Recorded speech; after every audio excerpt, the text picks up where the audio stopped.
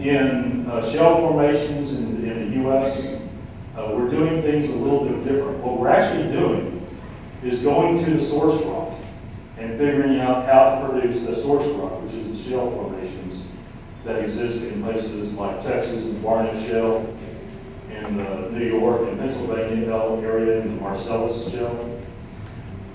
In these shale zones, whereas historically, the typical oil well that we drill straight down, and if you've got a very permeable, very porous formation, that's all you need to do is drill straight down and produce the well that you have in place.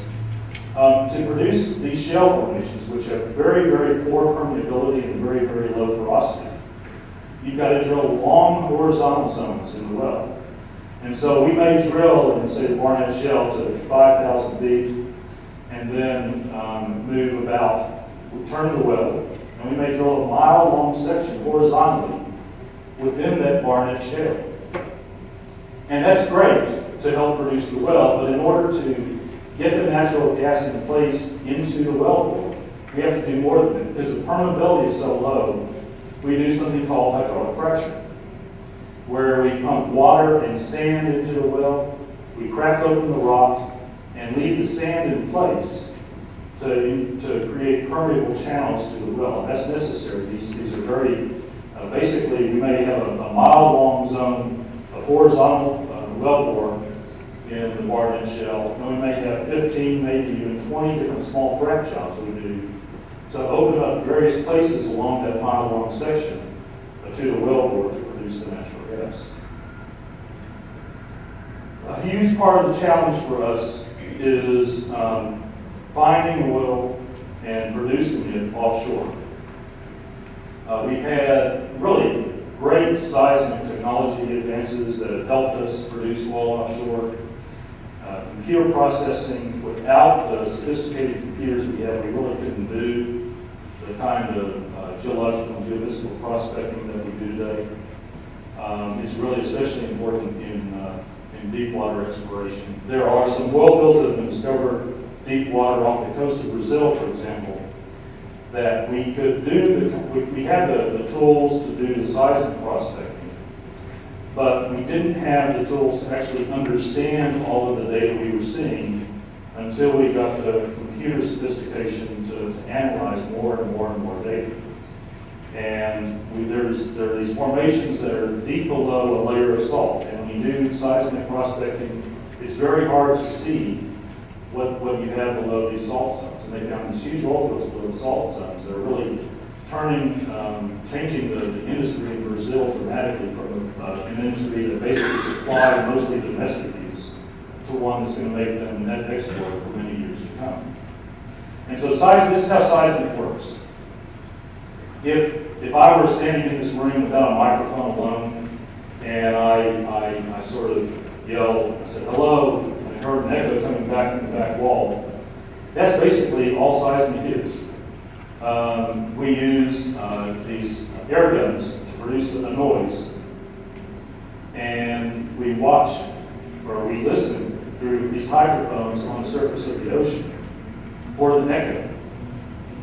And the speed at which the echo comes back from various rock layers gives us information about what the rock is made of. Historically, years ago, we could get that kind of information, and we could tell what the rock layer was, but we couldn't tell whether there was oil or natural gas. We're getting better and better because of the computing power we have, but actually telling not just whether there's a rock layer, but whether there's oil or natural gas in the layer as well. But this is a critical part of the exploration process. It's a part of the major investment that the industry makes in looking for oil and natural gas.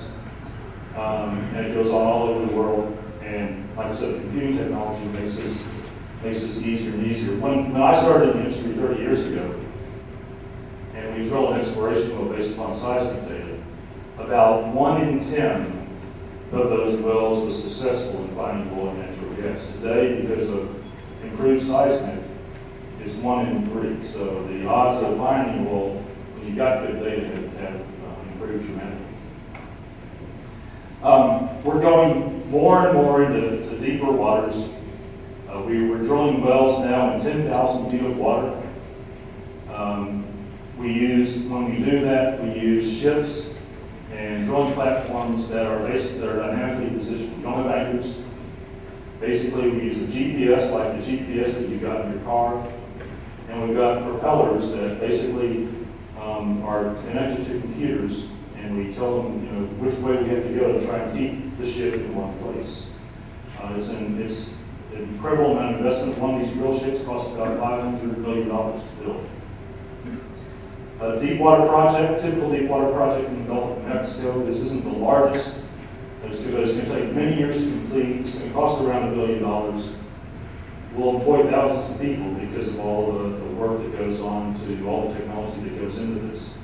And it'll produce around 50,000 barrels a day. This isn't the largest, but this is a typical deepwater field in the Gulf of Mexico. There are a lot of different types of production systems, and I'm not going to go into explain all of these because it would take forever. But essentially, we've got to put wellheads along the seafloor, and we've got to find a way to tie that wellhead back to either a pipeline that goes to shore or a vessel that collects the oil offshore. And so the production of oil and natural gas offshore is an incredible challenge. We've had to develop new technologies year by year as we've gone deeper and deeper. And we keep going deeper and deeper because that's what we have to do to find more difficult